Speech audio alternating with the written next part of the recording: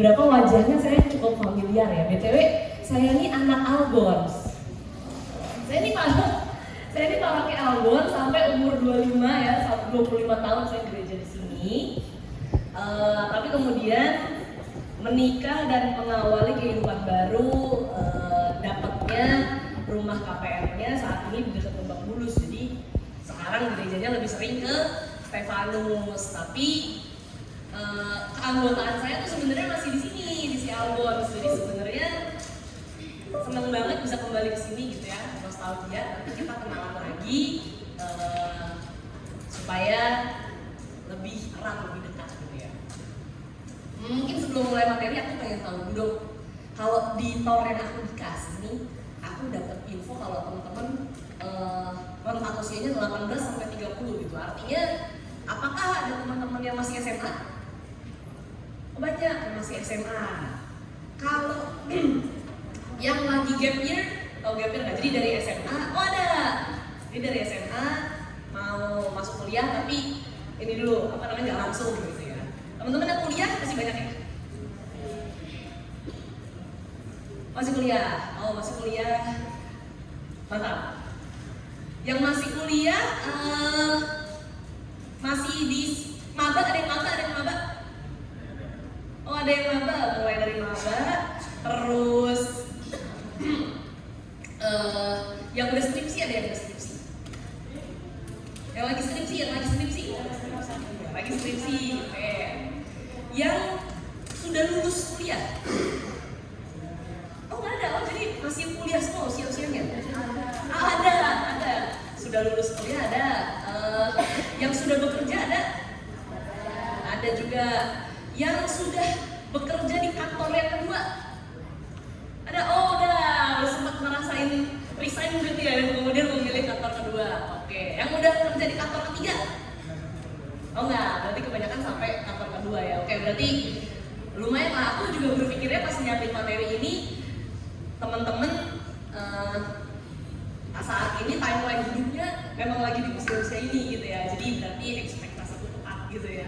Dan semoga harapannya materinya nanti bisa membantu. Aku izin kenalan dulu. Jadi nama aku Regina, dipanggil Karina boleh, nggak pakai kaji boleh, enakan gitu kali ya biar terasa muda. Kalau di kantor lebih sering dipanggil Rere. Jadi sekarang aku kerja di Lembaga Penjamin Simpanan, ada yang tahu nggak? LPS, ada yang tahu nggak? Tahu? Enggak. Karena emang tahu ya kan, kalau aku kebetulan aku di LPS bagian hubungan lembaga dan edukasi publiknya. Jadi emang tugasnya ke lapangan untuk literasi publik, dan memang masih banyak yang belum tahu LPS gitu ya. Jadi kalau di Indonesia, kalau Bank Indonesia tahu? Tahu dong ya. OJK tahu? Tahu. Kemenkeu? Tahu lah ya, ini sekarang menterinya lagi viral. Nah, sebenarnya lembaga negara yang ada di bidang menjaga stabilitas sistem keuangan itu ada 4, nggak cuma 3. Satunya lagi nih si LPS. Tapi LPS emang agak kurang terkenal karena dia tugasnya adalah menjamin simpanannya teman-teman di bank. Ya teman-teman kan nabung nih punya rekening di bank, simpanan dijamin pada saat banknya ditutup, baru LPS berperan di situ. Sedangkan kan mungkin teman-teman terakhir dengar bank ditutup kapan? Bank Senturi udah lama gitu ya. Tapi sebenarnya tiap tahun bank ditutup tuh ada aja. Di LPS memang masih menjalankan tugasnya. Jadi si LPS ini barengan lah sama 3 lembaga yang tadi aku sebutin gitu. Jadi sekarang aku bekerja di LPS gitu ya, bagian hubungan lembaga dan komunikasi dan edukasi publik. Itu tuh kayak kalau di perusahaan teman-teman kerja itu kayak polseknya, kayak corporate secretary gitu. Nah aku lama di Bank Mandiri, aku 6,5 tahun di Bank Mandiri, dan terakhir jabatannya adalah kepala cabang di Mandiri Cipete. Kalau teman-teman pernah lewatin gitu, gak jauh dari sini lah Cipete ya, Fatmawati. Siapa tuh yang suka nongkrong di Blok M? Siapa yang suka nongkrong di Blok M? Oh enggak, suka nongkrongnya di mana? Ada yang mau suka nongkrong di mana? Namanya siapa? Siapa yang suka nongkrong? Kalau Sabtu Minggu, oke, namanya siapa? Suka nongkrong di mana? Namanya Evan, nongkrongnya di Kombinako Kalisari. Namanya Evan, nongkrongnya di Kombinako Kalisari. Nanti kalau ketemu Evan, kalau nyari Evan ke Kombinako Kalisari ya. Oke, jadi aku yaitu kurang lebih tentang aku. Kemudian sebelum aku lulus kuliah langsung ke Rama waktu itu. Aku kuliah di UI jurusan hubungan internasional, lulus tahun 2017. Kemudian langsung di berkarir dengan diri sampai ke sekarang aku ada di LPS gitu. Mungkin next boleh. Nah, sedikit yang mau aku sharing lagi. Jadi karena hari ini kita temanya leadership gitu ya. Jadi aku mau membuka dengan sedikit cerita. Jadi di LPS kemarin bulan September aku juara 3 Festival Inovasi LPS tahun 2025 gitu ya. Terus waktu aku jadi kepala cabang di Mandiri juga sempat dapat juara gitu ya cabangnya, Best KPI Achievement sama Best Growth Contribution Margin 2024. Tapi niat aku nge-share ini bukan buat pamer, sebenarnya teman-teman, niatannya tidak untuk pamer, tapi lebih kepada karena hari ini kita ngomongin leadership. Aku ngerasa aku adalah orang yang kalau dikasih kerjaan, aku gak pengen bekerja hanya untuk matiin lampu aja. Kayak aku dipercaya untuk memegang pekerjaan tertentu, tugasku adalah mencapai A sampai Z. Aku gak pengen jadi orang yang mencapai P, habis itu aku bilang, saya mampunya segini Pak Bu. Atau aku mencapai Z, udah, kalau aku masih punya kemampuan untuk mencapai lebih dari Z, aku akan berjalan untuk mencapai lebih dari Z. Tapi menurutku, leadership itu tidak sampai di situ. Leadership itu bukan soal kita. Menurutku ya, yang aku pelajari, leadership itu kitanya semangat. Yang jadi masalah adalah bisa nggak kita menularkan semangat itu ke orang-orang yang bekerja bersama kita. Atasan itu pernah bilang, kalau ingin bekerja cepat, kalau ingin mendapatkan hasil yang cepat, ya kita jalan sendiri dengan kemampuan kita. Tapi kalau kita ingin berjalan yang jauh, gitu ya, mendapatkan hasil yang jauh, yang lebih, apalagi mempertahankan hasil itu, kita harus mampu mendevelop orang-orang yang bekerja bersama kita supaya memiliki kemampuan dan keinginan yang sebesar kita. Itu adalah leadership yang aku pahami gitu ya. Nih aku pengennya kita nanti sharing gitu ya. Aku juga pengen dengar dari pengertiannya teman-teman. Tapi kalau aku pelajari seperti itu gitu. Jadi kenapa tadi judul materiku hari ini adalah komunikasi yang menggerakkan. Karena menurutku leadership intinya adalah bagaimana cara kita mampu berkomunikasi dan orang tuh tergerak untuk mau ikut ke visi kita, mau ikut ke semangat kita, dan mau bekerja dengan langkah yang sama cepatnya sama kita. Itu yang menurutku sulit. Nanti kita cerita-cerita soal itu ya. Sama yang terakhir nih, aku naruh poster di sini. Jadi waktu aku masih gereja di Algons gitu ya, aku sempat membuat komunitas namanya Gonzaga Young Missionary tahun 2016 sampai tahun 2019. Berapa pernah ikut kok? Revi, mana Revi? Tadi di depan Revi. Bang Tino kayak pernah ikut juga deh, Bang Tino. Bang Didit juga pernah ikut, Bang Didit gitu ya. Jadi si Gonzaga Young Missionary ini dulu setiap kali mau pertemuan dia terbitin poster-poster kayak gitu tuh. Isinya adalah pertanyaan pemantik gitu ya. Sebenarnya intinya si Gonzaga Young Missionary ini adalah pembahasan kitab suci di dalamnya. Tapi dulu ya rasanya aku melihat ke sekeliling, kayaknya anak muda kalau diajak bahas kitab suci suka malas-malasan gitu deh, kayak mereka takut bosen atau kayak mau ngomongin apa sih emang dari kitab suci gitu. Makanya kita bungkus dengan pertanyaan pemantik dulu dari hal-hal yang terjadi di sekitar kita gitu. Kayak contohnya ini aku ambil satu poster kayak utamakan agama atau sesama, karena seringkali kita melihat gitu ya, agama dijadikan suatu apa ya, dijadikan satu alasan untuk orang-orang berdebat gitu, padahal ya intinya bukan itu. Intinya kan Tuhan mengajarkan kita kasih pada sesama kayak gitu ya. Nah, jadi berangkat dari pertanyaan itu kemudian dikaitkan dengan kitab suci. kurang lebih seperti itu. Cuman ya ini aku memberikan contoh, ada yang keberhasilan gitu ya, sebelah kanannya juara, sebelah kirinya adalah organisasi yang aku coba bangun tapi ternyata ketika aku tinggal tidak berlanjut lagi gitu. Ya semoga mungkin dari hari ini ketemuan sama teman-teman waktu pengertian mari kita hidupin lagi organisasinya. Ya tapi pada saat itu mungkin fondasinya belum sekuat itu, sehingga ketika aku harus pindah tempat, jarang ke aku lagi, lama-lama dia aduh. Tapi aku sebenarnya kayak kasih tahu aja bahwa aku anak aku guys. Oke, next dulu. Nah, apa sih tujuan kita ngomongin komunikasi yang menggerakkan hari ini gitu ya? Jadi aku berharap kita bisa belajar tentang memahami pentingnya komunikasi interpersonal sebagai seorang pemimpin. Tadi yang aku bilang komunikasi yang menggerakkan, komunikasi yang membuat orang lain tuh ketransfer energi dari kita, apa yang pengen kita capai bersama. Kemudian melatih kemampuan mendengar, berbicara dan membangun koneksi dengan empati, mengaitkan komunikasi dengan nilai pelayanan dan kepemimpinan Kristiani, dan meningkatkan kemampuan public speaking yang menyentuh hati dan otentik. Nah, terkait yang ketiga,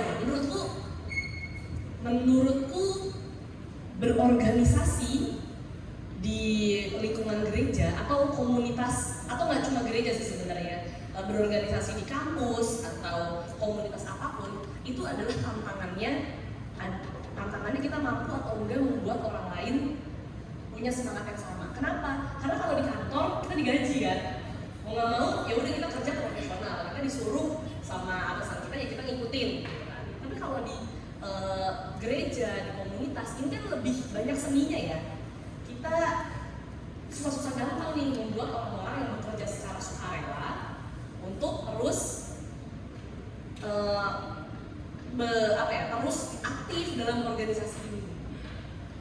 Ya nggak? Aku boleh dengar nggak dari teman-teman? Berarti teman-teman di sini OMK atau ada yang dari KUR, ada yang dari kegiatan-kegiatan lain? Kebanyakan OMK ya. Gimana, ada yang boleh mau sharing nggak sama aku? Apa sih titik tersulitnya menggerakkan OMK di lingkungannya masing-masing? Ada yang mau sharing nggak? Ya boleh ya sharingnya. Oh boleh, silakan ya.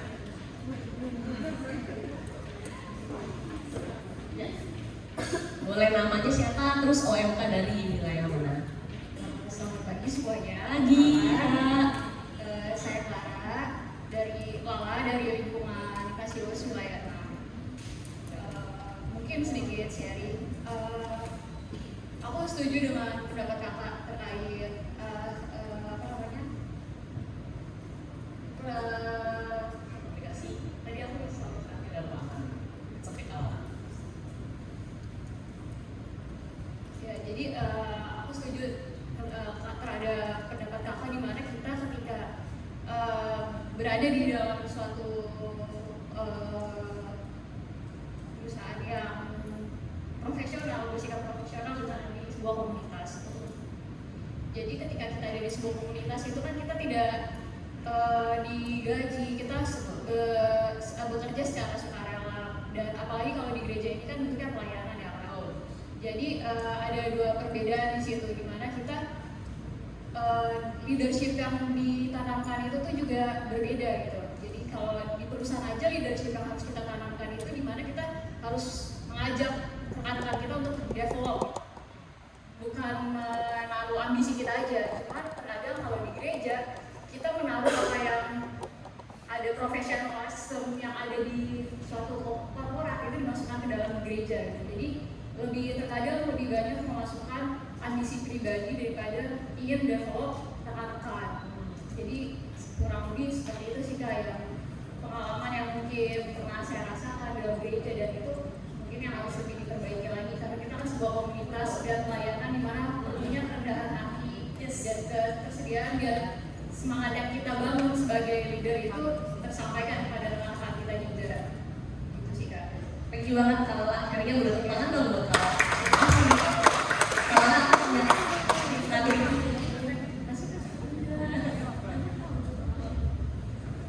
Oke, thank you banget kalau Pak sharingnya. Ya jadi itu sih menurut aku hal yang perlu kita kembangkan ketika berorganisasi, apalagi organisasi pelayanan, karena kita nggak bisa terus-terusan menuntut orang, apalagi kita semua kerja sukarela gitu ya, untuk ngikutin mau kita, tapi cara komunikasi kita nih yang perlu dibangun. Menurutku intinya itu gitu ya. Sebenarnya di tempat kerja pun cara komunikasi juga penting, tapi kalau di tempat kerja masih ditopang dengan orang-orang sebenarnya kan digaji dan bekerja, jadi ada tanggung jawab secara profesional. Kalau ini sukarela. Makanya gimana caranya supaya kesukarelaan hatinya temen-temen untuk ikut, untuk aktif terus itu bisa selalu terjaga. Yuk, boleh next. Nah, menurutku ya, komunikasi itu bukan soal tampil, tapi soal menyampaikan makna dan harapan. Dan pemimpin sejati tidak hanya yang pandai bicara, tapi yang mampu mendengarkan dengan kasih dan menggerakkan hati orang lain. Ini bukan artinya aku ngomong di sini aku adalah udah si paling jago mendengarkan dan si paling jago menggerakkan hati, ya enggak. Kita di sini belajar bareng-bareng, tapi aku mungkin dikasih waktu untuk sedikit bisa sharing pengalaman aku terkait dengan leadership dan komunikasi. Di sini aku punya contoh gitu ya. Satu ayat kitab suci yang menurutku bisa banget mengajarkan kita untuk menjadi pemimpin yang mampu mendengarkan dengan kasih dan menggerakkan hati orang lain. Kira-kira teman-teman kebaca nggak sih ini? Masih bisa kebaca lah ya? Ya, coba. Ada yang mau bantuin aku baca? Boleh? Ada yang mau bantuin aku baca? Ya boleh. Namanya siapa dari OMK? Nama saya Polina dari Nusa Wilayah. Markus 10 ayat 46 sampai 52. Yesus menyembuhkan Bartimeus. Lalu tibalah Yesus dan murid-muridnya di Yeriko, dan ketika Yesus keluar dari Yeriko bersama-sama dengan murid-muridnya dan orang banyak, orang berbondong-bondong, ada seorang pengemis yang buta bernama Bartimeus. Anak Timeus duduk di pinggir jalan. Ketika didengarnya bahwa itu adalah Yesus orang Nazaret, mulailah ia berseru, "Yesus anak Daud, kasihanilah aku." Banyak orang menegurnya supaya ia diam. Namun semakin keras ia berseru, "Anak Daud, kasihanilah aku." Lalu Yesus berhenti dan berkata, "Pergilah dia." Panggillah dia. Mereka memanggil orang buta itu dan berkata kepadanya, "Kuatkan hatimu, berdirilah, ia memanggil engkau." Lalu ia menanggalkan jubahnya, ia segera berdiri dan pergi mendapatkan Yesus. Tanya Yesus kepadanya, "Apa yang kau kehendaki supaya aku perbuat bagimu?" Jawab orang buta itu, "Rabuni, supaya aku dapat melihat." Lalu kata Yesus kepadanya, "Pergilah, imanmu telah menyelamatkan engkau." Pada saat itu juga melihatlah ia, lalu ia mengikuti Yesus dalam perjalanan. Oke. Terima kasih Paulina, boleh applause dulu buat Paulina. Nah, aku sekarang mau nanya teman-teman, tapi ini pertanyaan tidak berhadiah ya, jadi aku mohon kelapangan hatinya, karena ini kita sama-sama belajar gitu ya, bukan karena ngejar hadiah gitu ya. Aku pengen nanya, apa yang kira-kira bisa teman-teman ambil dari bacaan kitab suci ini? Apa ya? Apa? Aku udah kasih kata kunci sebenarnya tadi. Mungkin sejati tidak hanya yang pandai bicara, tapi yang mampu mendengarkan dengan kasih dan menggerakkan hati orang lain. Di sebelah mananya sih kata-kata ini tuh terejawantahkan dalam bacaan kitab suci tadi? Ada yang mau bantu jawab? Nggak ada salah, nggak ada benar ya, karena interpretasi orang itu beda-beda, perspektif kita beda-beda, nggak ada salah, nggak ada benar, semua boleh jawab. Yuk, ada yang mau jawab? Apa yang kau kehendaki supaya aku perbuat bagimu? Menurut Paulina, dari apa yang kau kehendaki supaya aku perbuat bagimu itu menunjukkan sikap Yesus yang seperti apa? Pemimpin yang mau melakukan sesuatu buat melayani pesaingnya. Oke, melayani ya, melayani Paulina. Tadi namanya siapa?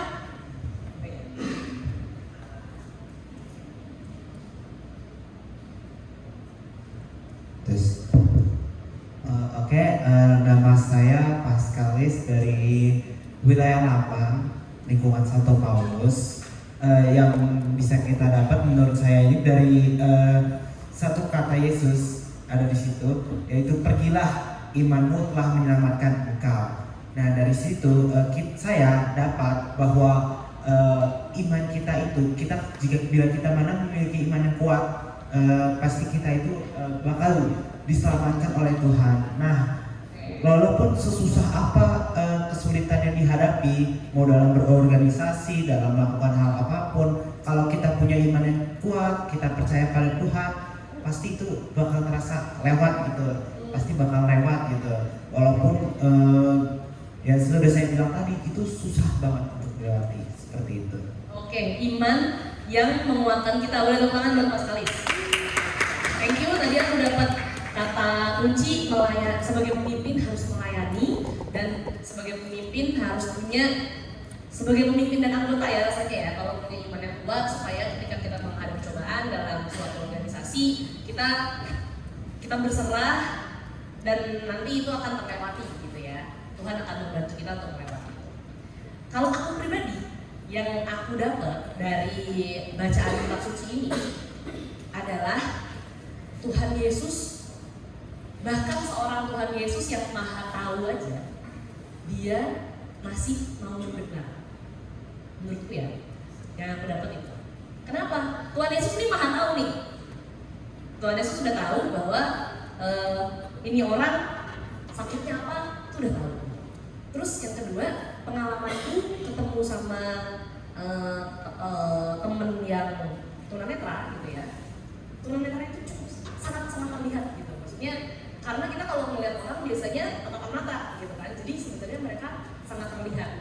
Kalau Tuhan Yesus tidak melandasi dirinya dengan semangat ingin mendengar, udah pasti kayak, atau bisa nggak sih ayat Alkitabnya jadi begini kayak, saudaraku sungguh malang, dalam nama Tuhan aku sembuhkan, bisa nggak kayak gitu? Nggak pakai nanya dulu, mungkin aja kalau nggak punya semangat mendengar gitu kan. Tapi di sini sebenarnya yang pengen aku tekankan bahwa seorang Tuhan Yesus yang maha tahu aja nanya dulu butuhnya apa, dengar dulu keluhannya apa, baru melakukan suatu tindakan atau mencoba berkomentar atau memberikan suatu nasihat gitu ya. Ini sebenarnya hal kecil yang mungkin terasa klise, tapi aku mau sharing pengalamanku, bahkan aku sendiri. Mungkin kalau teman-teman dengar, ya udah please aja gitu ya, kita juga biasa dengerin teman kita curhat sama kita. Tapi apakah kita adalah pendengar yang aktif atau enggak? Untuk mengawali komunikasi kita perlu menjadi pendengar yang baik dulu, teman-teman. Nah, aku pun baru belajar cara menjadi pendengar yang baik bahkan pas aku kuliah, yang tidak aku sadari. Jadi aku mau cerita, waktu itu aku memimpin, aku maba. Waktu pada saat itu aku maba, aku ikut sebuah organisasi. Di dalam organisasi tersebut tiba-tiba ada project, ceritanya projectnya mau dibantu didanai oleh sebuah NGO di Korea. Tahu-tahu udah jadi tuh NGO di Korea, tapi itu project tetap harus jalan. Akhirnya ya aku mengumpulkan teman-temanku yang ayo kita bisa, project ini tetap harus jalan. Awalnya semua semangat, aku awalnya bisa mendapatkan semangatnya orang-orang, tapi lama-lama mulai lesu. Wakilku, aku ketuanya waktu itu, wakilku ngajak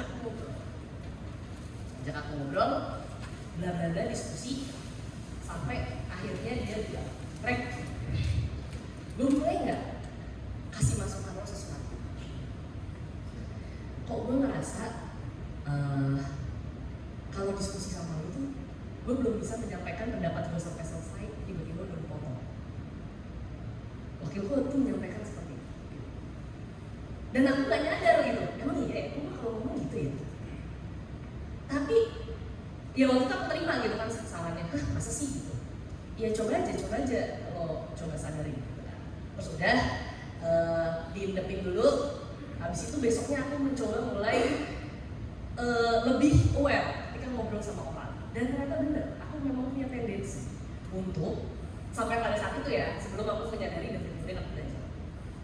Sampai pada saat itu, karena aku kalau ada orang ngomong gitu, menurut gue gini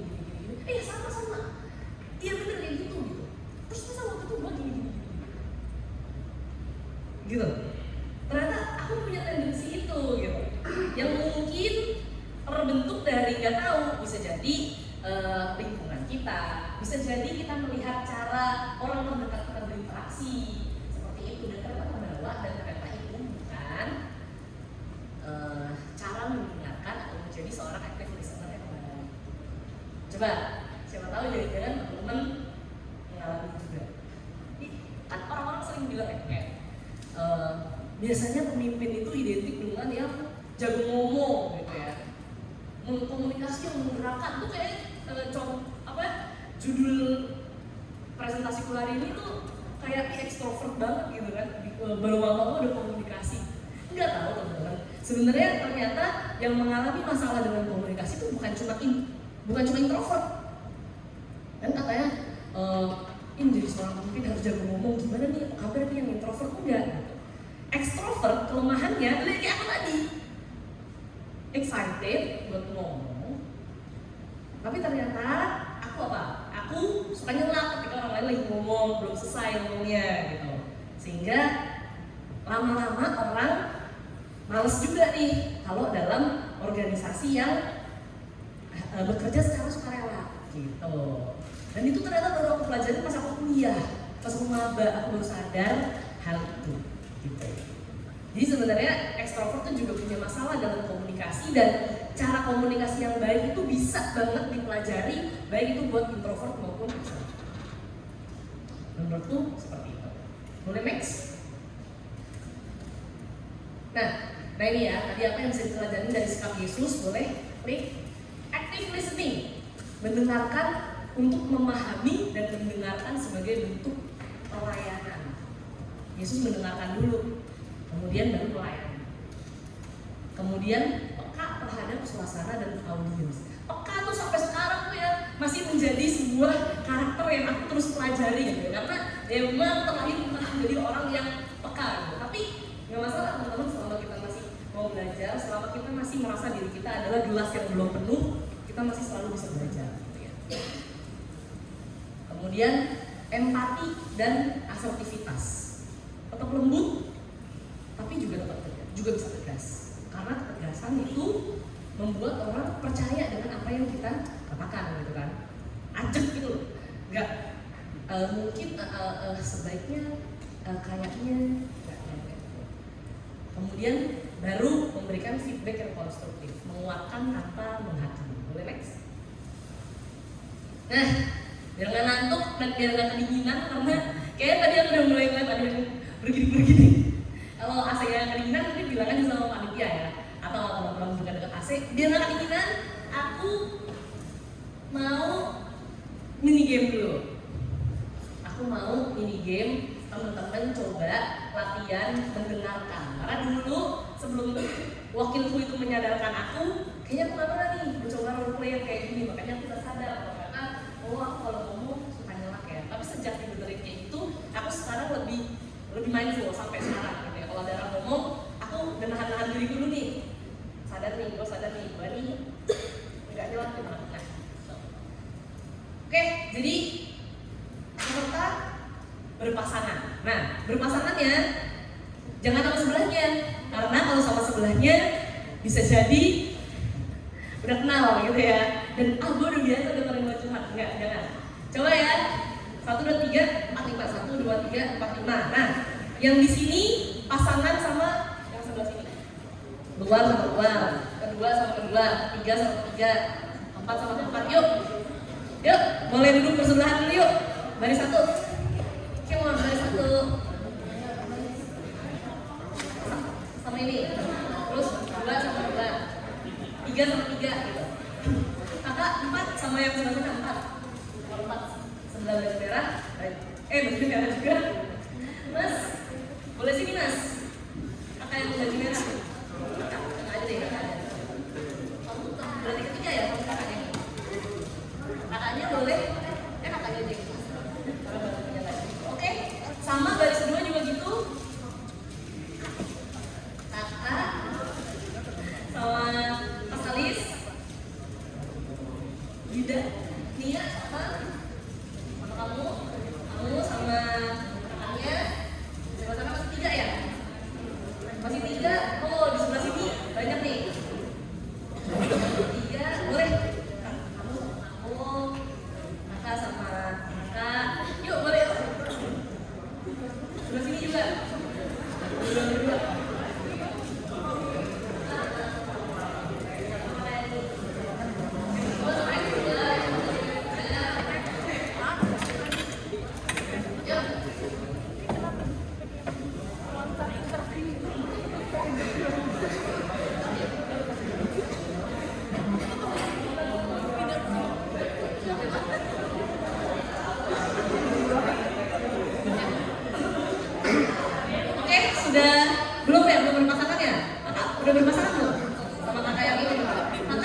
yang belakang.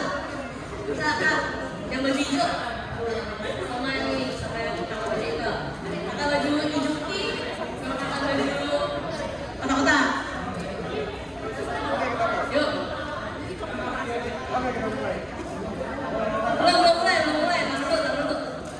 Belum mulai. Ntar dulu. Siapa yang belum dapat pasangan?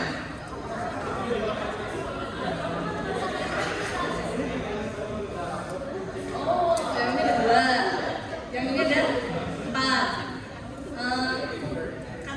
Kakak kenal nggak sama sebenarnya? Bener ya? Kakak yang kedua sama kakak yang pesanan.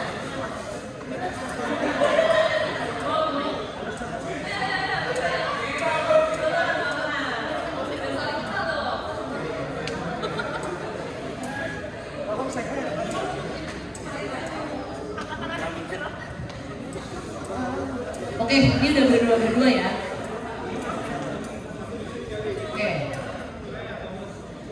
Oke, semua udah berdua sama pasangannya? Udah. Oh, belum ada pasangan? Oh, ya. Ini berdua. Kakak ada atau enggak? Oh, enggak. Baru kenalan. Namanya siapa? Iya. Oh, itu udah kenal. Tadi beneran baru kenalan. Oh, ya udah. Oke,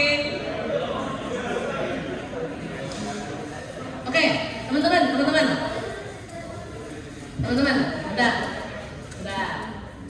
Pertama, tanya dulu namanya siapa, biar enak kan ngobrolnya. Yang kedua, ini aku berharap teman-teman beneran belum kenal ya sama pasangannya masing-masing. Yang kedua, teman-teman sweet dulu deh siapa yang duluan. Yuk kita sweet dulu. Atau kalau mau musyawarah juga boleh musyawarah. Oke, udah ya. Udah tahu siapa yang duluan ya. Oke, udah tahu siapa yang duluan. Kemudian jaga jarak sama samping-sampingnya. Ntar ke distract tuh. Temennya lagi ngomong, ke distract ya. Cerita yang sebelah lebih enak nih. Cerita sebelah lebih seru. Ntar ke distract ya kan. Coba jaraknya diatur ya. Oke, jaraknya diatur. Kemudian tadi kan udah tahu siapa yang ngomong duluan. Kasih waktu, nanti aku menitin 1 menit lah ya, buat orang yang duluan cerita. Boleh cerita tentang apapun ya. Aku nggak mau membatasi ke perasaan atau pengalaman mencari kerja atau pengalaman kuliah, itu nggak membatasi apapun, terserah. Mau cerita apapun, cerita, tapi jangan dikarang kalau bisa ya. Cerita pengalaman hidup lah ya. Cerita pengalaman hidup ke temennya 1 menit. Habis itu nanti aku minta berhenti. Temennya cerita ke kalian, gitu ya. Terus responsnya adalah mendengarkan dengan aktif. Artinya responsnya teman-teman harus bisa menginfer atau mendapatkan suatu poin dari cerita lawan bicaranya. Oh, jadi kamu merasa, oh hal itu penting buat kamu karena ini gitu ya. Coba jadi active listener gitu ya. Kita latihan menjadi active listener. Oke? Biar konsen. Karena kadang ada yang suka nyelak, ada yang tendensinya suka nyelak, ada yang tendensinya ngomong kayak gitu tadi habis cerita apa ya gitu. Oh ya, udahlah kayak gitu nggak usah direpotin. Nah, kita sekarang latihan jadi active listener ya. Oke? 1 menit dari sekarang, silakan.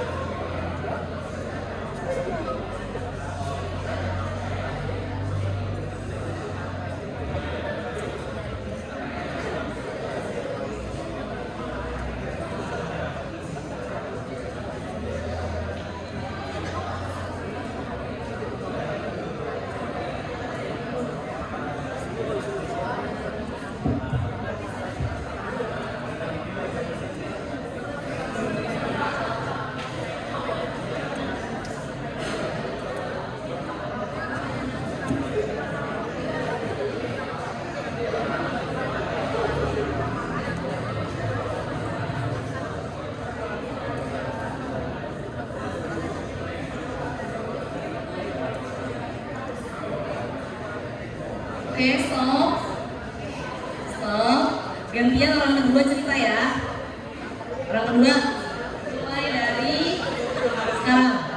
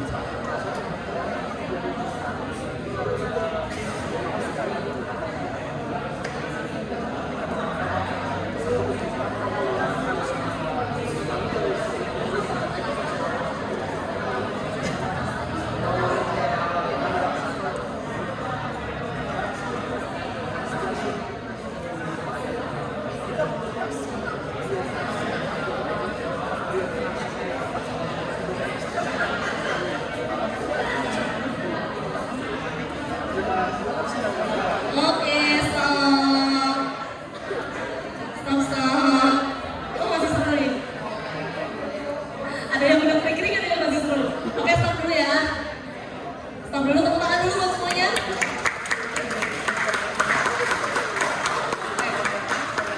Sekarang aku udah tebak-tebakan. Kota Gorontalo terletak di provinsi apa? Siapa yang bisa jawab? Ya. Makassar ada kota. Bukan provinsi. Kota Gorontalo terletak di provinsi apa? Udah ketebak. Tunjuk tangan dulu harus ya. Karena aku mau memberikan kesempatan buat yang bisa jawab untuk memilih. Siapa yang pasangan yang akan bercerita. Sekarang aku mau tanya, apa nama ibu kota? Apa nama ibu kota negara Ethiopia?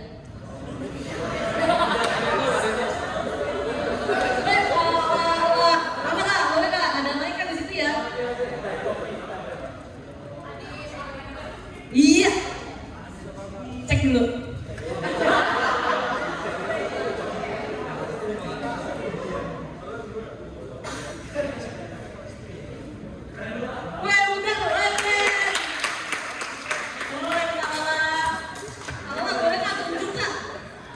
Siapa yang kira-kira pasangan yang akan bercerita? Kita coba dengar ceritanya kak. Boleh tunjuk aja. Siapa? Saya sih tertarik sama Hollywood ya. Siapa? Boleh. Yuk, sportif yuk. Apa dong kan sharing?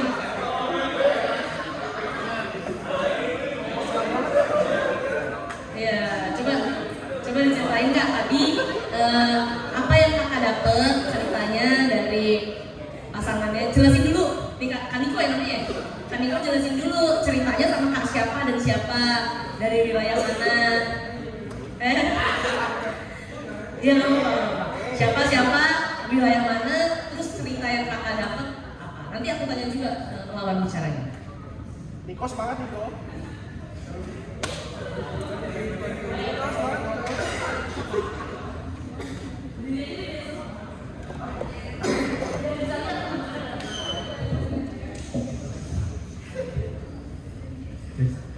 Oke, selamat pagi teman-teman semua.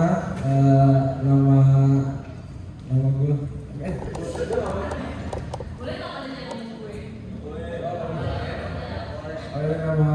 Nama aku Niko dari Luengang. Jadi di sini aku dapat pasangan lawan bicara namanya Agnes, dia dari wilayah 3. Jadi dia cerita tadi sebenarnya dia ngerasain culture shock ya. Dia tuh orang rantau, dia tuh dari NTT, Bajawa. Ya dia waktu di Flores itu dia pengen banget ngerasain hidup di Jakarta tuh kayak gimana. Tapi waktu di Jakarta dia ngerasain yang namanya culture shock. Megang duit 100.000 aja buat seminggu itu nggak cukup di Jakarta. Gitu.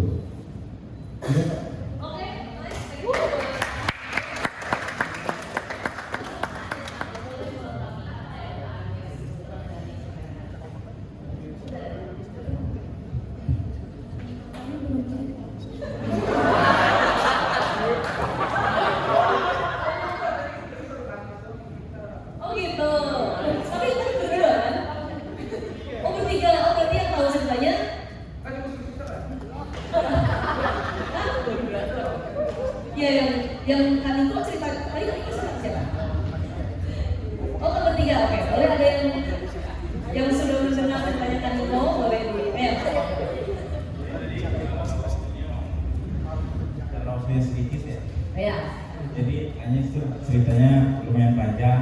Oh, Jadi kita gitu. coba dulu. Jadi belum sempat saya sama Niko cerita. Oh gitu. Cuma kalau ceritanya Niko saya tahu mau sih ceritain nggak? Oke Kak. Saya Joseph. Kak Joseph. Oke. Terus kasih tepuk tangan buat pasangan Aniko, Kak Anies, sama Kak Joseph ya. Cuman semoga lain kali dari waktu berpasangan yang sebenarnya udah dikasih memang waktunya sempit gitu ya, karena kita mencoba supaya kedua belah pihak bisa saling merasakan bercerita gitu ya. Tapi tadi ternyata baru satu orang yang bercerita dari bertiga ini. Kalau gitu boleh Kak Niko tunjuk satu lagi nih pasangan yang kita boleh dapat sharingnya. Semoga yang kali ini dua-duanya udah sempat bercerita, jadi bisa dapat perspektif dari kedua belah pihak. Oh ini milih nih Kak. Boleh? Jujur, aku tertarik banget sama ceritanya. Jangan temennya lah. Yang lain yang belum kenal. Oh yang belum kenal? Ya, yang lain. Kalau itu pasti pengen bilang kalah kan? Yang lain dong, yang lain. Temennya yang di sini apa yang di sini? Oh, yang belum kenal ya Kak? Atau yang di sini deh, kan tadi udah mewakili dari sebelah sini. Yang sebelah sini ya. Aku tertarik banget sama Yogi sih Kak. Ceritanya enggak, siapa ini? Siapa ya? Baru kenal tadi Kak. Kak Yodi pasangannya yang mana? Baru kenalan tadi sama. Pasangannya, nah kalau sama kakak yang baru. Oh, sama temenan juga. Enggak, aku baru kenalan tadi sama Yogi. Ganti kan Niko, ganti kan Niko. Oke, ganti ya, ganti. Ya, yang banyak yang depan-depan ya banyak.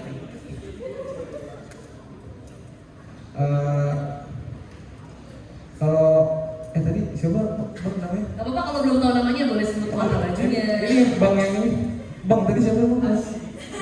Oh bang Carlos. Tadi udah kenalan tadi. Coba. Kenapa ada perlawanan? Ya udah lah Kak. Kita boleh Bang Carlos sama Carlos Kak. pasangannya namanya? Siapa lagi namanya? Pance. Wah, ini acting listeningnya tuh. Pance. Gimana nih? Berarti nanti kita latihan lanjut ya. Boleh kakak Carlos? Oh saya mendeskripsikan tentang dia kan Kak? Iya. Tadi saya dapat ceritanya Kak. Iya. Asik. Oh ya, perkenalan diri ya Kak? Boleh. Perkenalkan nama saya Feby Carlos.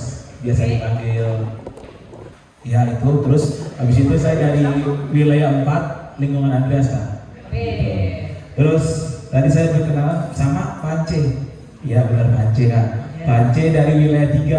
Oke. Dari wilayah 3 dia berprofesi sebagai admin notaris. Oke. Bener kan? Ya. Kerjanya selama 7 tahun Kak.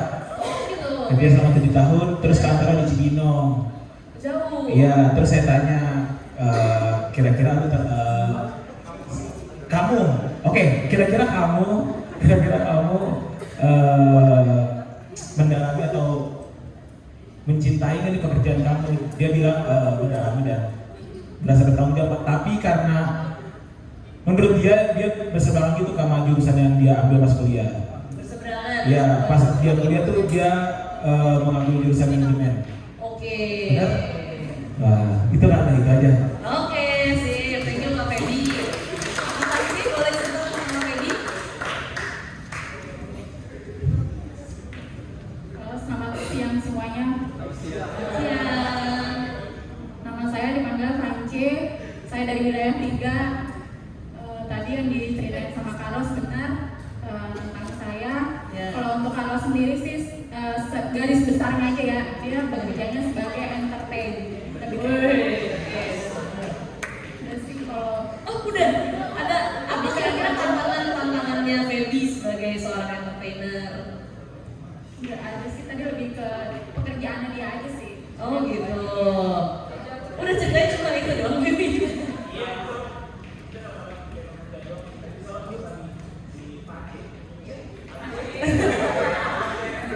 Di mana Feby kerjanya di mana? Kenapa sih? Jadi kan bidang entertainment di mana? videographer Oh, gitu. videographer. Oke. Terus- Oke. Kira-kira Feby, tadi yang diceritain Kak Vance, Kak Feby adalah seorang bekerja di bidang entertainment terus sebagai videographer. Itu tadi berapa persen dari total ceritanya Kak Feby? Wah itu cuma 5% Kak. Saya udah ceritain mama saya siapa, bapak saya siapa, oh pas. Oke. Enggak. Tapi emang itu baru 50% juga dari cerita saya ini. Oke, ya lu. Nanti namanya active listening itu aku juga belajar, Baik, Kak. kan supaya bisa konsen gitu ya dengan orang. Nanti bisa dipelajari lagi supaya lebih banyak lagi. Siapa? Lewat cara-cara yang lain gitu ya. Siapa? Di selama kegiatan sikat ini Pak. Siapa? Dengan kegiatannya pekat ya. Siapa? Ini ada kelas buat berdua. Ya, Itu terima kasih. nempel, silakan aja gimana caranya biar buat berdua. Ini juga yang bertiga, ini ada coklat. Tapi nempel, silakan dibagi tiga. Boleh tepuk tangan sama teman-teman.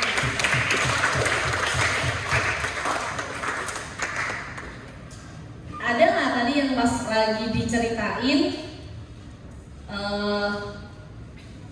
ternyata ada yang relate gitu, ada yang relate dengan kehidupannya misalnya, kayak sama gitu, ada nggak?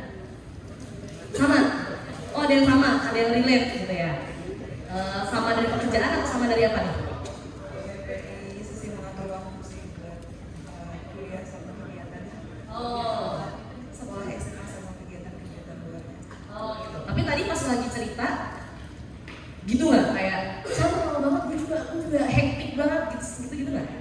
Oh nggak, saling mendengarkan, memberi waktu satu sama lain gitu ya. Oke, thank you teman-teman. Harapannya seperti itu memang gitu ya. Dan semoga kita bisa jadi pendengar yang lebih baik lagi. Kalau tadi dengerin cerita, permasalahannya lebih ke diserang atau ke lawan bicaranya nggak terlalu konsen ya? Kayaknya tadi kalau karena diwaktuin, jadi permasalahan yang sering muncul adalah lawan bicaranya nggak terlalu konsen. Tapi nanti kita belajar lagi. Oh iya, ada ini. Oke, kita lanjut ke materi berikutnya. Tadi mendengarkan udah.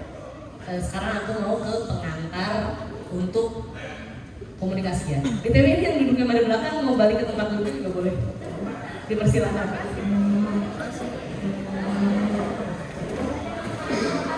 Terima kasih teman-teman.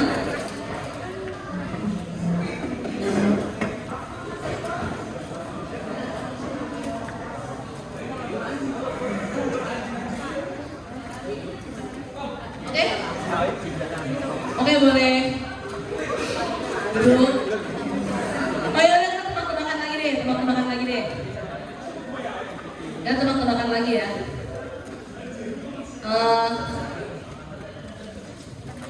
Siapa nama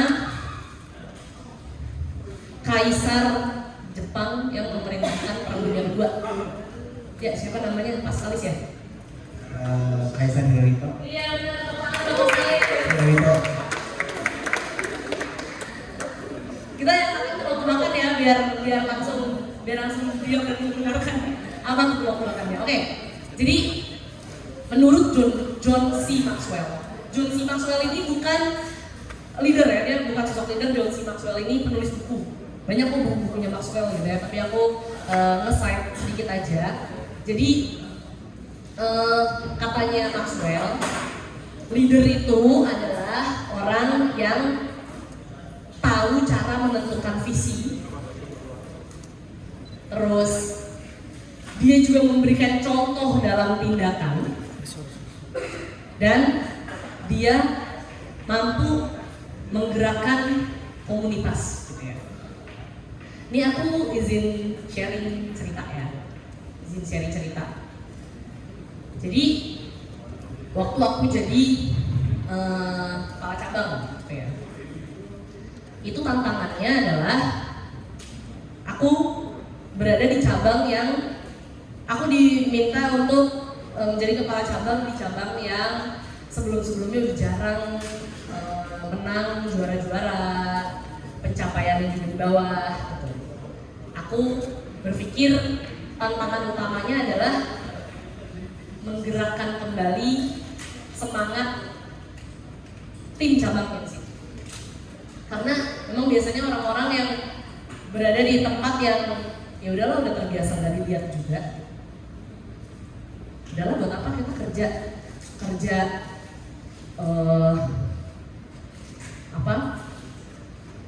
beyond expectation gitu ya. Kenapa kita harus kerja beyond expectation? Biasanya juga kelihatan juga. Nah, menurut aku tantangan utamanya adalah itu, tapi tapi kemudian keuntungannya adalah kalau di cabang yang performance-nya di bawah, kalau aku memperbaikinya benar, kinerjanya akan sangat terlihat gitu ya. Jadi waktu itu ketika aku diminta untuk memimpin cabang, aku diem dulu, ngendepin dulu. Nih, aku mau ngapain gitu ya. Aku mau ngapain, aku pelajarin dulu, aku sehari 2 hari aku diem dulu, mempelajari dulu ini apa yang kurang, dari mana mulainya, supaya bisa menentukan visinya dulu. Gitu ya. Supaya bisa menentukan visinya dulu, dan kemudian aku berangkat dari membuat kelas sore. Jadi waktu itu caraku adalah aku membuat kelas sore. Kenapa? Aku mau kasih semua pengetahuanku ke anak-anak yang ada di cabang. Kenapa? Supaya mereka tahu mereka kerja tujuannya apa. Bukan aku cuma nyuruh doang. Di sini ada yang kerja di bidang perbankan? Oh, nggak ada ya. Tapi nggak apa-apa kan kalau aku cerita sedikit. Gitu ya. Jadi pertama aku membuat kelas sore, aku kasih tahu ke mereka kenapa kita harus sesimpel kayak kenapa kita harus cari tabungan. Itu aku buka value tree, aku kasih tahu mereka cara penilaian dan manajemen terhadap cabang itu kayak gini loh. Ini cara bacanya gini. Ujung-ujungnya apa? Ujung-ujungnya kita kita mampu menghasilkan profit cabang yang artinya adalah berapa persen dari total profitnya Bank Mandiri. Nah, aku kasih pengertian seperti itu, terdengar berat, tapi aku jelasin pelan-pelan. Kenapa aku jelasin hal ini? Karena aku pengen teman-teman nih ngerti kalau teman-teman bekerja itu berkontribusi loh terhadap pendapatan perusahaan kita secara total. Ada loh porsinya teman-teman. Kalau di berita-berita banyak keuntungan, laba bank tuh jadi berita terus kan, per quarter selalu dilihat laba bank. Selalu ada kontribusinya teman-teman loh di dalam laba bank yang muncul di berita di mana-mana itu. Gitu. Dan kita bekerja untuk itu. Aku kasih tahu pengertiannya. Kalau di cabang itu mungkin teman-teman berpikirnya bank tuh udah nggak kayak bank zaman dulu yang orang-orang datang sendiri. Enggak, siapa sih yang sekarang mau ke cabang? Ya nggak, emang teman-teman pernah ke cabang bank? Nggak ada kan? Semua udah pakai mobile banking. Itulah tantangannya pada saat itu ya. Artinya approach-nya perlu berubah gitu. Kita yang mencari pipeline, kita yang harus mendekati market gitu kan. Kenapa teman-teman harus peka terhadap market? Aku kasih tahu caranya.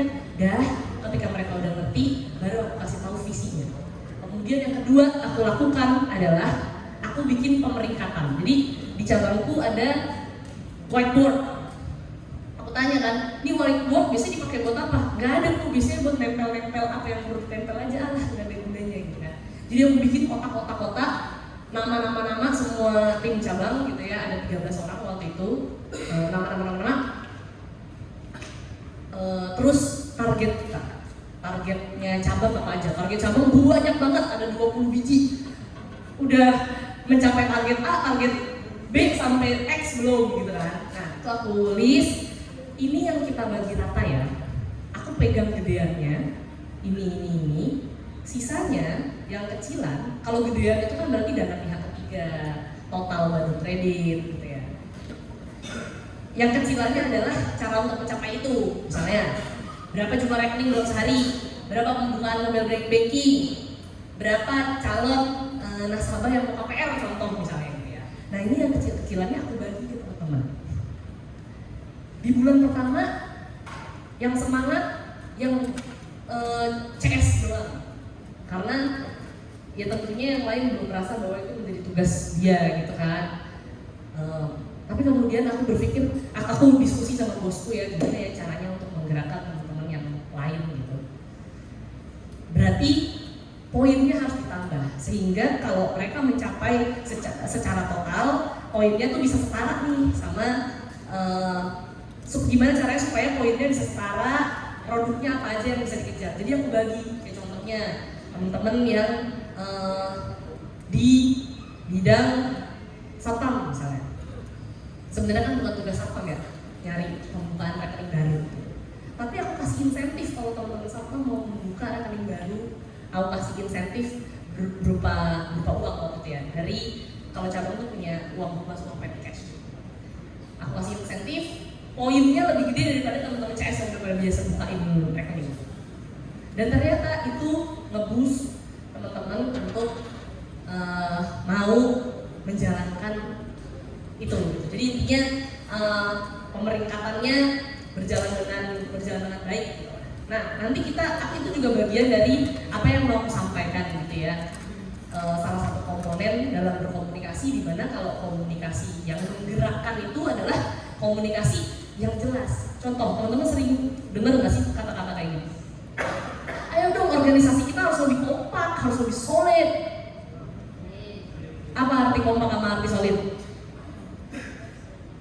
Ada yang bisa sharing nggak Kak?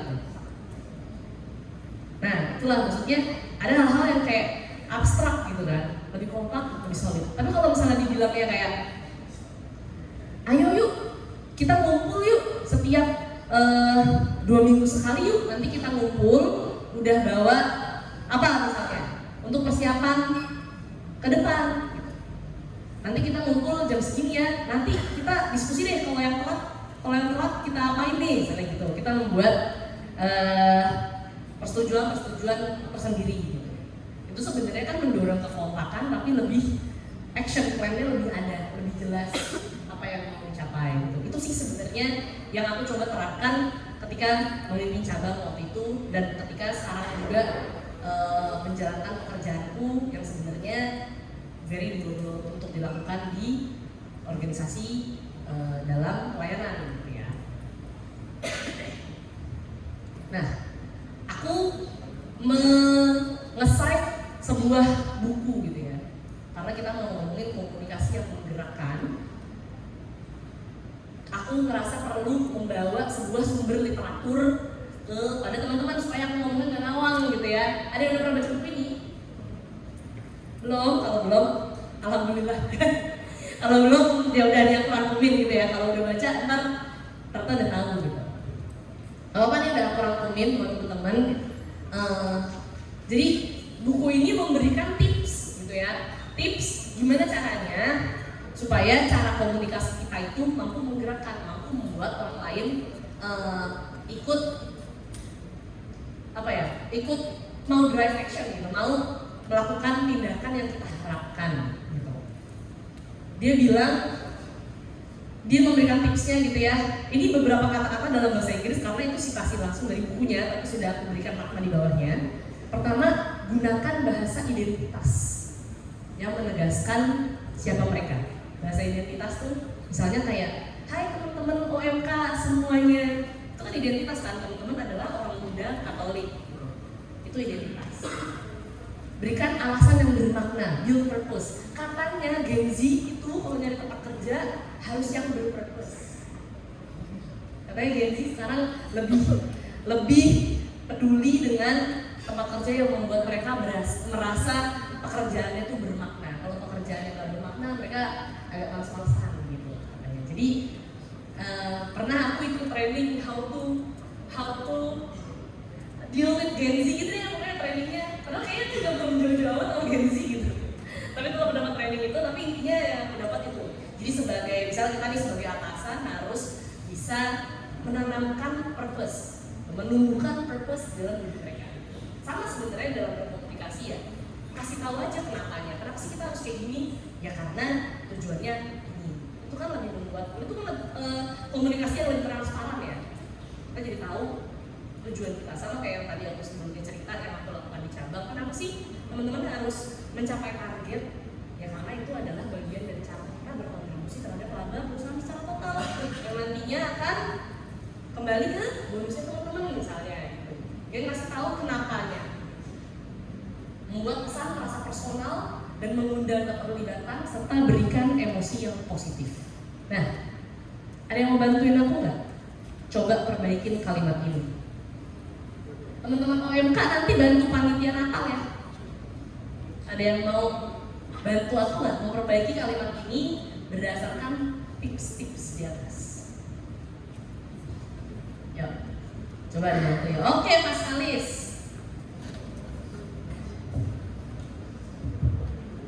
Mungkin kita bisa bilang seperti ini ya, misalkan halo teman-teman OMK, OMK yang dikasihi Tuhan. Nah, sebentar lagi kita ini kan sudah mau merayakan Natal, supaya Natal kita itu makin meriah, makin bagus, makin megah. Nanti kita semua bisa jadi sukarelawan untuk panitia ya. Mohon kerjasamanya dan juga tenaganya dari kalian semua supaya untuk memeriahkan acara Natal ini. Seperti itu. Oke, boleh.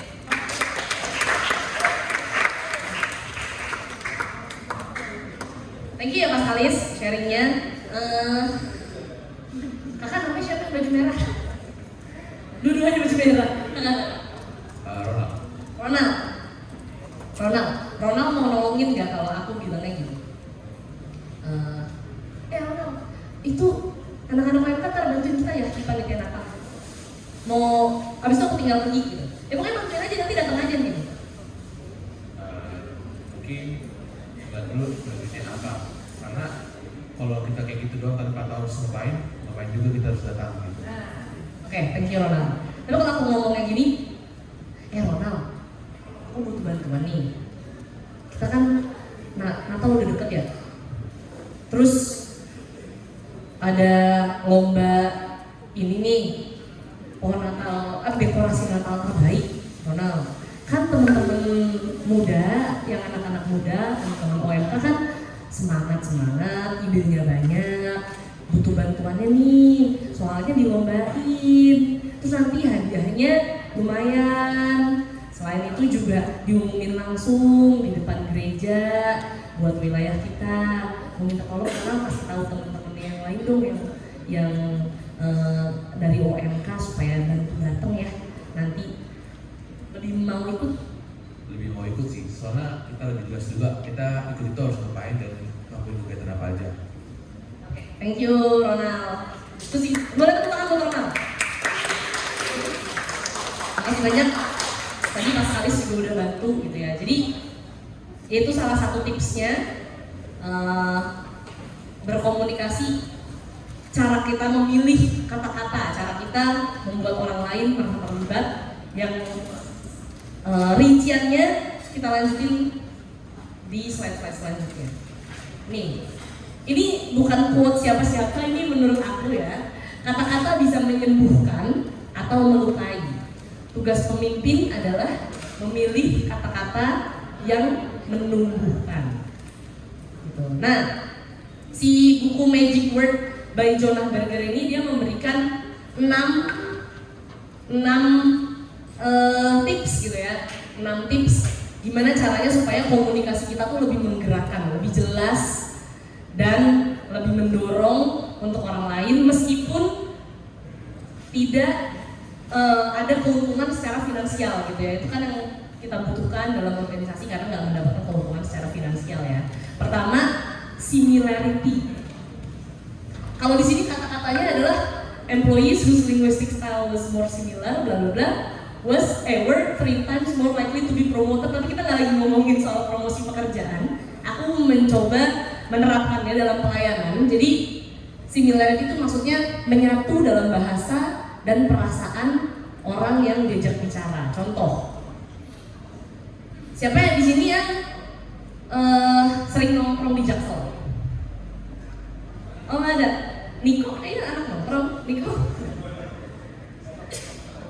Apa? Oh anak rumahan ternyata. Oke. Kan teman-teman kita masih sering lah ya ngeliat bahasa Jaksel gitu. Kayak atau bisa di tempat kerja sering kan ada teman-teman kita yang ngomongnya ke Inggris gitu ya, bahasa Inggris gitu. Seperti aku sharing aja ya.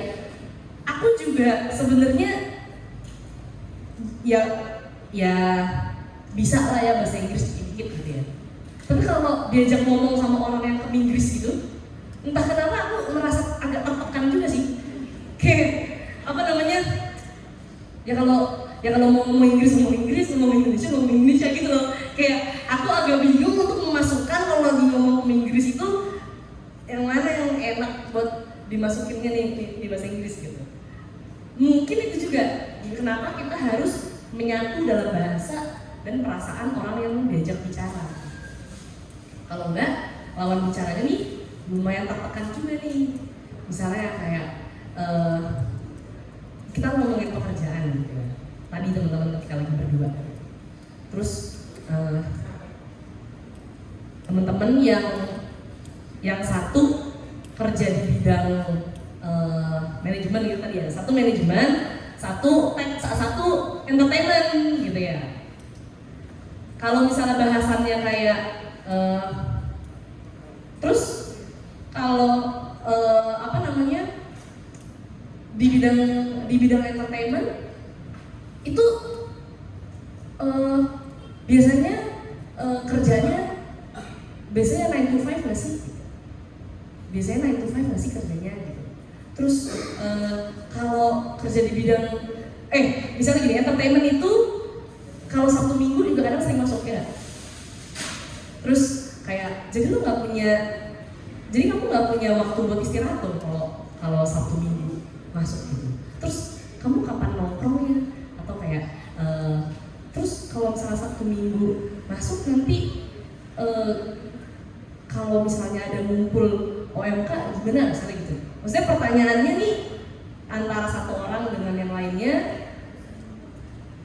nggak mencoba berempati jadi dia gitu. Padahal kan sebenarnya ya justru bidang entertainment kita butuh komsos yang misalnya contoh ya komsos yang jago ngerti ngetek video gitu. Sebenarnya bisa-bisa aja pelayanan bisa dari mana aja gitu kan. Tapi kalau dari awal obrolannya adalah hal yang nggak relate, nggak mencoba memahami dulu pekerjaan dari lawan bicaranya, jadi nggak nyambung gitu kan, jadi nggak enak gitu.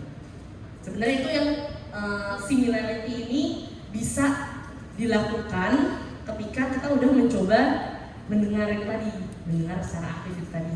Baru kita bisa blend, baru kita bisa masuk gitu ke cara bicara dari lawan bicara kita. Sebenarnya dari tadi pas active listening tujuannya adalah mencoba mengerti dulu, karena kita akan lebih masuk nih kalau lawan bicaranya mau mencoba mengerti kita. Terus yang kedua adalah pertanyaan, menanyakan kembali. Tadi aku kasihin waktu kita mencoba active listening gitu ya. Aku kasihin, oh jadi yang kamu rasakan adalah A, atau oh hal ini penting soalnya kamu akan melakukan hal selanjutnya ya. Jadi misalnya nih kita nggak lihat nih bener-bener kayak yang satu suka anime banget. Terus tadi lagi cerita kayak aku baru habis namatin Kimetsu no Yaiba episode bla bla bla bla gitu kan. Sementara yang satunya nggak nonton sama sekali. Mau masuknya dari mana? Nggak apa-apa sih sebenarnya, nggak usah takut, dia tanya aja. Emang itu tentang apa sih? Atau terus jadi karakternya gimana sih? Lanjutannya apa? Sebenarnya itu adalah respon yang respon yang kita nggak perlu harus ngerti bahasannya asalkan kita active listening. Kita mau nanya pertanyaan atau follow up question namanya, itu bisa aja kok lanjut diskusinya, dialognya gitu ya, tanpa kita harus hanya ngobrol ke orang yang ngerti dengan hobi kita. Kita bisa ngobrol dengan orang yang beda hobi juga, tanya follow up question gitu. Sama juga kayak tadi tuh yang bacaan yang tadi dibacain sama Paulina. Tuhan Yesus aja bertanya sebelum melakukan sesuatu. Gitu. Jadi kalau kita udah bingung nih mau nanggepin apa sama lawan bicara kita, tanya aja. Tanya pertanyaan yang penting relate sama apa yang dia bicarakan. Pertanyaan itu adalah salah satu bentuk cara kita mendekatkan diri dengan orang lain. Gitu. Termasuk juga kalau dalam pelayanan jangan lupa tanya kabar, ya kan? Karena namanya kita dalam pelayanan enggak harus dengan sukarela gitu ya, bukan terikat pekerjaan. Kalau lagi berkumpul jangan lupa tanya kabar. Siapa tahu teman kita ternyata melalui banyak pengorbanan untuk bisa sampai hari itu di situ. Gitu. Jangan lupa tanya kabar. Nah, emotion. Jadi jenis kata-kata yang menurut buku ini, jenis kata-kata yang kita pilih itu juga bisa menyampaikan emosi kita loh. Gitu. Aku cerita dikit ya. Jadi ibuku tuh adalah seorang penata bunga di paroki ini. Kadang kalau Romo memuji dekorasi, dulu tuh kayak jarang gitu. Tim tata bunga termasuk yang diterima kasihin pada saat sebelum Islam. Kayaknya makin sering ya. Tapi dulu jarang, dan kalau diterima kasihin tuh rasanya seneng banget. Dan beberapa kali terima kasihnya tuh juga bener-bener menyebutkan kontribusinya apa. Beda kan, kayak misalnya teman-teman nih baru habis ikut lomba misalnya OMK ada lomba gitu nggak sih? Lomba seni, kayak seni. Terus timnya nggak menang, misalnya katakan timnya nggak menang. Tapi teman-teman, ya udah makasih ya teman-teman semuanya hari ini udah datang. Ya nggak apa-apa kita kalah, kita tetap satu kok pokoknya gitu. Beda nggak sama kalau udah terima kasihnya kayak gini. Makasih banyak ya teman-teman tadi udah bertanding. Tadi aku lihat kamu sempat diselengkat ya sama tim sebelah ya. Tapi makasih banget udah menyelesaikan pertandingan. Beda nggak rasanya diterima kasihin secara personal sama diterima kasihin untuk semua? Beda kan? Nah itu sih sebenarnya yang mau dikasih tahu sama buku ini, dan rasanya bisa menjadi bekal kita untuk menjalankan komunikasi yang lebih mengena adalah berterima kasihlah dengan tulus. Tulus artinya apa? Kita benar-benar pay attention, kita tuh bilang terima kasih buat apa sih? Terima kasih sudah sebutkan kontribusinya secara pasti buat orang itu. Terima kasih ya tim panitia, makanannya aku lihat dari tadi pagi kita baru datang aja udah ada. Misalnya, makasih ya udah disiapin kegiatan ini. Tahun lalu nggak ada loh kegiatan ini, ternyata kita ngerasa kegiatan nggak berguna misalnya. Tapi usahakan sampaikan juga dengan tulus ya. Kalau emang ya nggak lagi ada hal yang berkesan banget untuk disampaikan, ya udah nggak perlu juga ngomong segitu panjangnya. Tapi kalau ada hal yang teman-teman perhatikan menjadi kontribusi yang baik dari teman kita, nggak ada salahnya untuk menyampaikan terima kasih, disebutkan apa kontribusinya. Itu akan lebih mengena dan lebih membuat mereka teringat, dan bisa menjadi dorongan juga buat dia untuk bertahan di organisasi tersebut gitu. Oh karena ternyata orang-orang di dalamnya apresiatif. Terus ini juga agency. Ini agak susah dimengerti apa kata-kata agency. Emang communication agency atau apa? Tapi inti kata-kata ini adalah membuat orang merasa berdaya. Ya, contoh aku ngambil Yesus berkata kepada Petrus, engkau adalah Petrus, dan di atas batu karang ini aku akan mendirikan jemaatku. Ini kata-katanya seolah-olah berbunga-bunga, kita nggak bisa ngikutin, nggak apa-apa. Tapi kita bisa mencoba dengan membuat orang merasa berdaya tuh kayak kemarin waktu kemarin waktu Feby, biasanya Feby kalau di OMK sering bikin video nih, sering bantuin bikin video enggak? Sering. Feb, video buatan kamu yang kemarin itu bagus banget. Kemarin gimana sih? Kalau mau bikin video tuh cara nyari momen-momen pentingnya itu gimana sih? Bikin storyline dulu atau enggak? Bikin storyboard. Nah, kalau ada orang yang nanyanya spesifik, effort. Kalau orang yang maksudnya kalau misalnya video lu bagus banget, perasaanmu lebih enak mana sama video lu bagus deh. Itu ngapain aja sih kalau sebelum bikin video, kalau bisa bikin cerita kayak gitu, cara ngambil momen-momen pentingnya berarti harus bikin storyboard. Nah, ternyata kan ada effort yang nggak semua orang tahu gitu kan. Itu sih salah satu bentuk cara membuat orang lain merasa diapresiasi. Sebenarnya mulai dari pertanyaan, aku juga nggak ngerti ya bikin video gitu. Tapi ketika bikin video kan ada video yang cuplikan-cuplikan, ada video yang terlihat apa, ada ceritanya gitu. Tanya effortnya, tanya effort temennya gitu. Kamu berbakat nih di bidang ini. Sampaikan aja apresiasi seperti itu membuat orang lain merasa berdaya. Feb, tolong bantuin lagi ya, nanti bikin video Natal. Soalnya kamu kalau bikin video bagus deh. Ada ceritanya tuh jelas, enak banget. Itu tuh memberikan, selain apresiasi itu juga bisa memberikan identitas gitu ya ke kita gitu ya.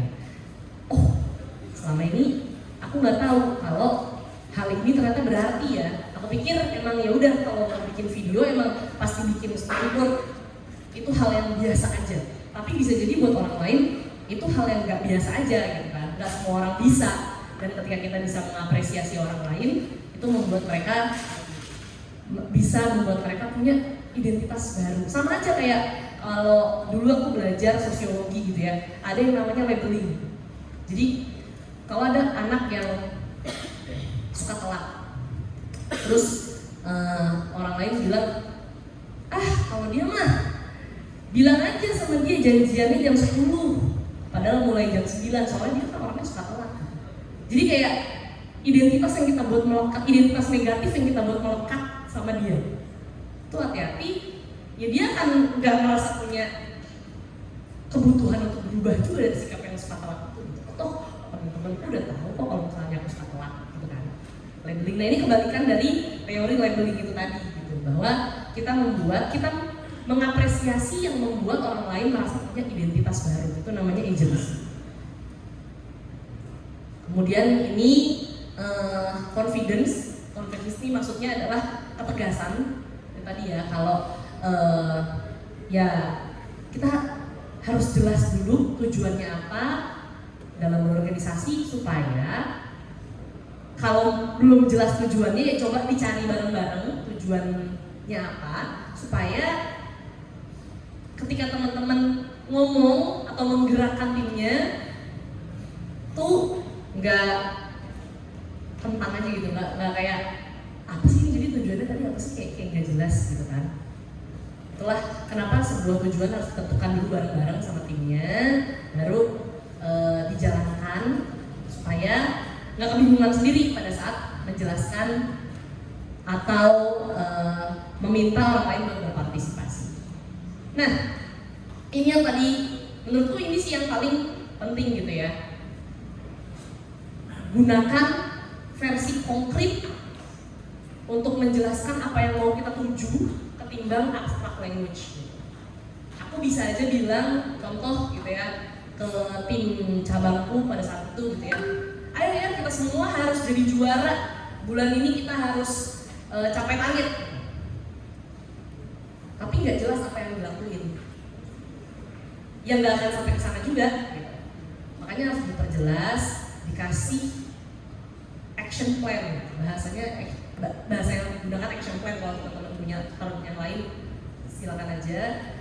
Action plan itu maksudnya adalah kalau kita mau sampai ke satu titik itu tujuannya, caranya gimana.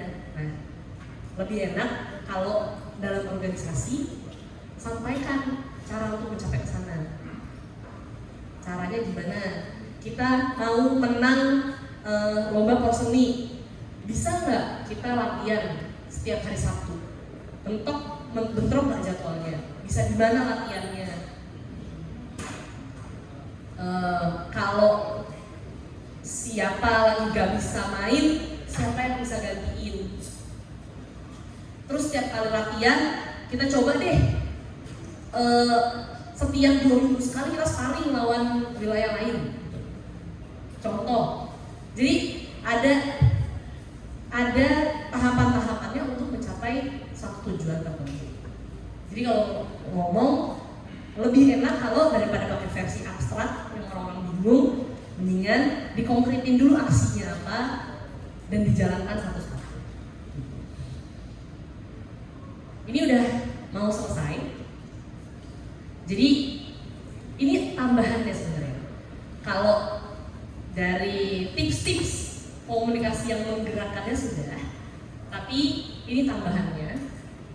You can connect well with others if you don't understand yourself first. Nah, pernah gak sih denger orang bilang kayak aku capek deh, atasanku tuh kayak belum selesai sama dirinya sendiri gitu.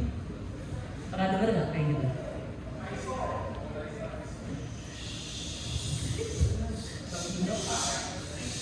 Contoh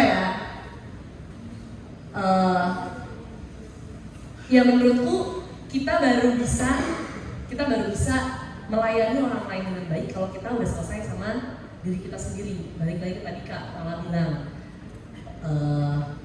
ya semoga kita dalam melakukan pelayanan memang untuk kebaikan bersama ya, memang untuk Tuhan, karena itu adalah contoh pelarian misalnya.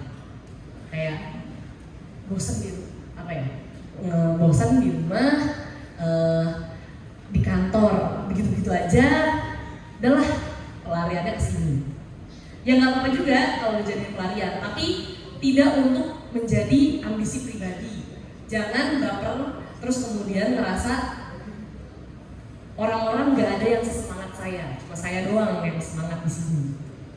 Karena pada dasarnya setiap orang punya kehidupannya masing-masing gitu ya, dan pelayanan ini dilandaskan dengan rasa sukarela. Yang bisa kita lakukan adalah memotivasi orang lain supaya satu pikiran sama kita, bukan ngerasa dia mau males-malesan. Ya udah biarin aja lah kalau males-malesan, nggak ditanya kenapa.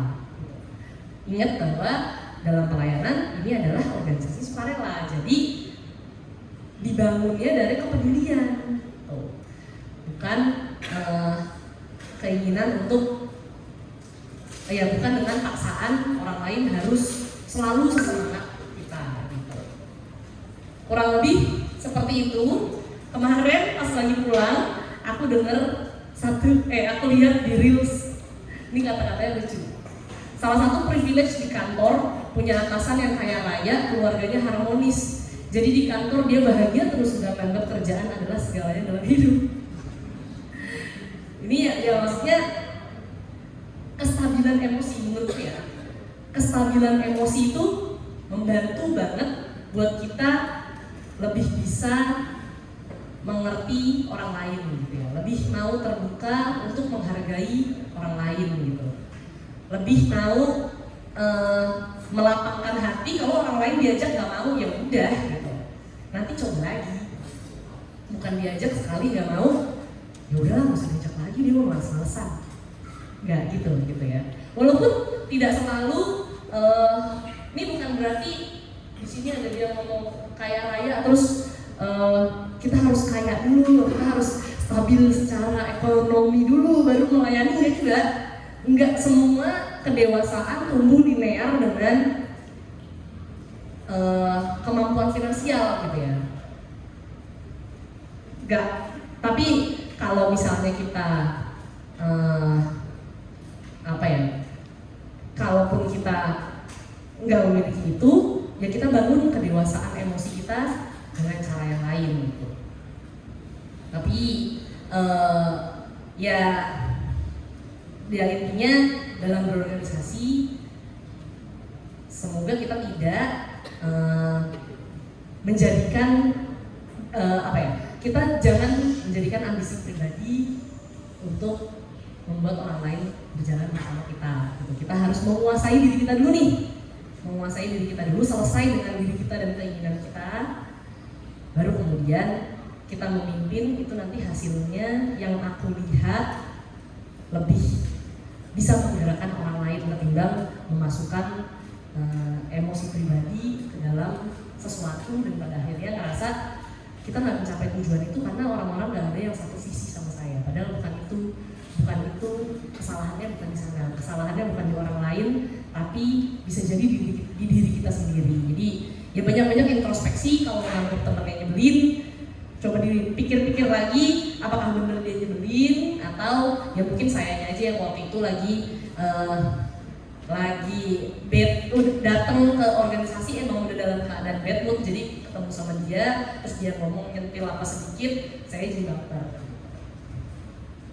Kurang lebih gitu teman-teman. Aku masih punya game, kita masih ada waktu atau udah? Masih ada? Nggak apa. Tadi kita udah belajar ya cara mendengarkan dan cara berkomunikasi. Sekarang aku mau ngetes pakai game spaghetti, teman-teman. Teman-teman ada berapa? Boleh hitung dari sini? Tahu. Dari daftar hadir ada berapa teman-teman? 46. Oke.